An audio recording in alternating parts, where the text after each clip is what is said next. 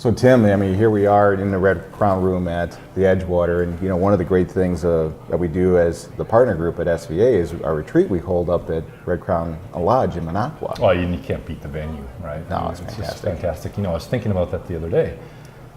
Every time we go to Red Crown, what it gives us a chance to do is kind of pull back, maybe innovate a little bit of our business, and it reminded me a lot about the coursework you're doing around innovation and entrepreneurship. Yeah, exactly. It's interesting, topical field. So I'm working on my doctorate in organizational change and leadership, and so my topic that I've been exhaustingly researching on is really a concept around corporate venturing, and which is sometimes called entrepreneurship inside of an existing business, and there's different barriers to that. So is there like there's obviously a science to this? There is actually. It's quite based in science, and so when you start taking a look at innovation frameworks and sort of how you put those together, there's some real key learnings that we can start to practice and start to build into our businesses and try to make sure we can keep up with the new entrants, people that are challenging.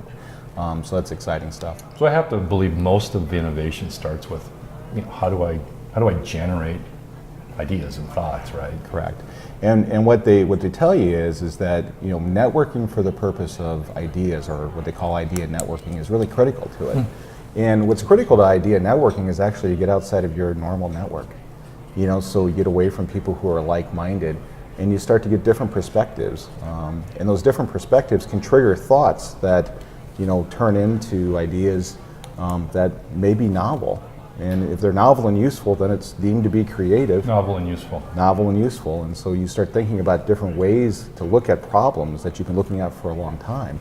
And you see different opportunities. And so the novelness and the usefulness, if you can actually implement it, well, then you have innovation.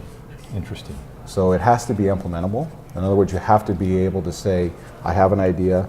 It's an idea I can replicate. It's an idea that can sustain. It has to be able to be implemented. People have to be able to consume it.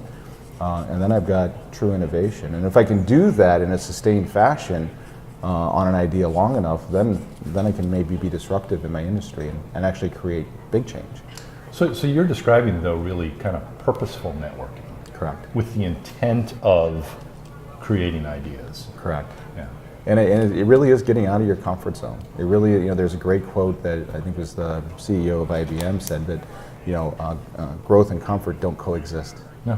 Yeah. And so if you're trying to find a way to grow and to grow thoughts, you really have to get out of your comfort zone, get away from your like-minded group and find new ideas. Yeah, and I like the thought around purposefully thinking about novel and useful ideas.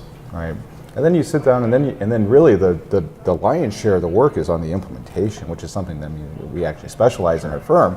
Is okay, how do we take this thing? And some people call it business transformation, and some people call it leadership of a transformational effort. And I actually think those things go together. But once there's an idea out there, a lot of times there'll be a technology sort of pathway to implement it.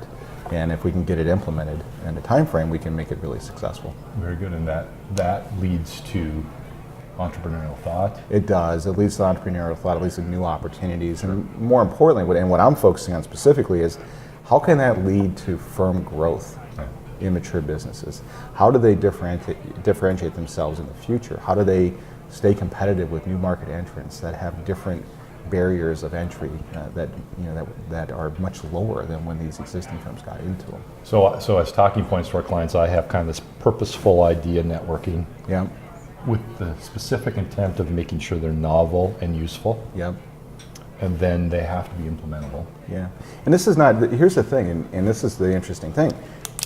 It really isn't that complicated when you break it down, because when you're idea networking and you're trying to find something novel and useful, it doesn't mean you have to create from scratch. It's not like it's just got to be this revolutionary big thing that's different.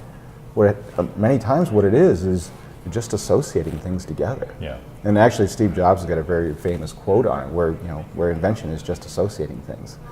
So you're taking two different things, or maybe three different things, and you're combining them into some sort of different useful purpose, and now you have an advantage. And it's an advantage could be on a big scale. Very interesting. I think very relevant for the clients that we're working with as they look to, I think the precursor to disrupting the industry is thinking this way. Yeah, and actually, or to either disrupt it yourself or to kind of protect yourself from being disrupted. And so how do you survive? It's about firm survivability. So it's an interesting topic. It's great work. And I'm writing and reading a lot, Good. which is a challenge. Interesting. Cheers. Cheers.